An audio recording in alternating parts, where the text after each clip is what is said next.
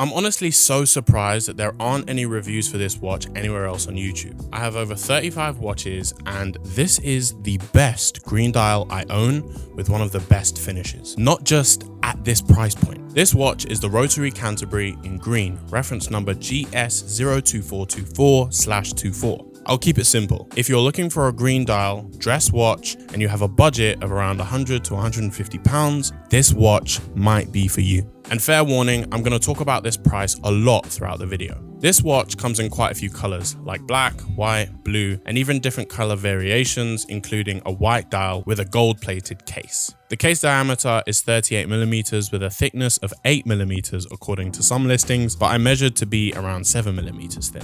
I want to start by talking about the build quality on this case. This is my second Rotary watch, and I must say, this is the most solid watch I own. Let me describe what I mean by that. Even when I hold watches that cost close to £500 or more, maybe it's because of the rotor and other components of a mechanical or automatic movement I can feel moving around inside the watch, as well as space and hollowness, but with this watch, it just feels like one solid piece. It feels sturdy, durable, and there's not 1mm of it that feels insecure or dislodged. The way the crystal is secured to the bezel, which is secured to the case back, which is secured to the crown, the union of this watch is unparalleled. It feels safe. Moving on to the finishing again, not just for this price point, but in general, the polishing on this is fantastic. I'm doing this review after owning it for almost a year, and as you can see for yourself, the scratching is extremely minimal. If you follow the TikTok, you'll know that I'm not a fan of polished finishes, but this is one of very few watches that does it well for me at roughly £100.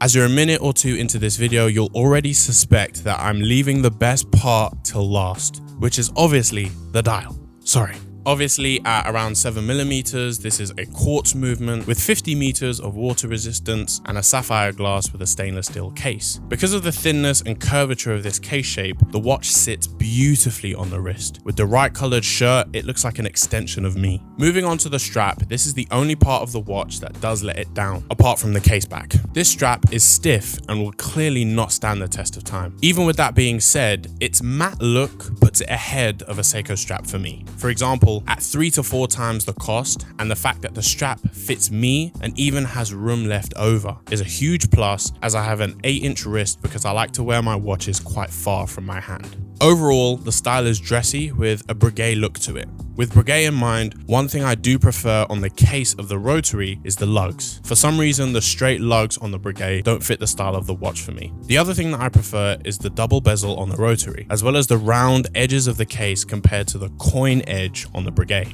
Alright, let's get into the dial. We have 3 different finishes here. I repeat, 3 different finishes here on this one dial for roughly £100. We have the guilloche in the center, along with the different looking finish around the Roman numerals. Please comment down below if you know the name of this finishing. And then the third finish in the final outer ring where the minute markers are. This watch is clearly inspired by the Breguet Classique 5907. I say inspired, it's clearly a ripoff. However, at 110 to 130 pounds, this is a ripoff I can give a chance to. I feel like the execution of this watch has been done very well. And for me, when the original watch is so far from generally accessible budget-wise, cheaper iterations done by other brands seem to be more acceptable. Now, while I have criticized Seiko and Casio iterations of the Cartier Tank, the complex and multifaceted perspective that makes this watch different to that is that I actually like this one.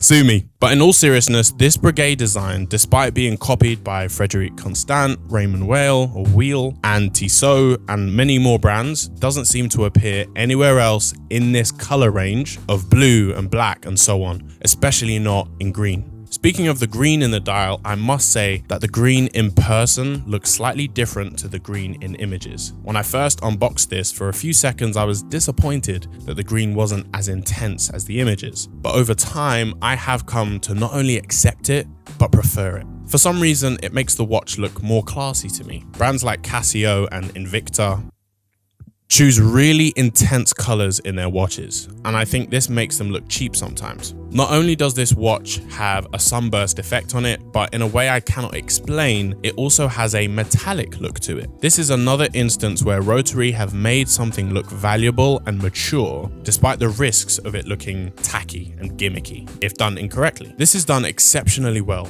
Again, not just for the price. Just look at the finishing of this watch next to the Girard-Perregaux, a watch that retails for 12 grand. Again, comparing the Breguet 5907, the symmetry of this dial seems better to me. Rotary have put the logo opposite the small seconds below, with the hour and minute hands in the middle, something I much prefer over the Breguet with the logo semi-circling over the top. I think the overall finish of the dial and the numerals and all of the hands is done incredibly. When it comes to the dial texture and overall look and feel of this watch, I can honestly say, even with the quartz movement inside, I would have paid triple for this watch. It's incredible value for money, in my opinion, especially since my priority with a watch purchase is usually the aesthetics. Are there any watches in this price point that come close to this, in your opinion? Let me know in the comments. As always, if you liked this video, tell me why. And if you didn't, tell me why. Have a good day.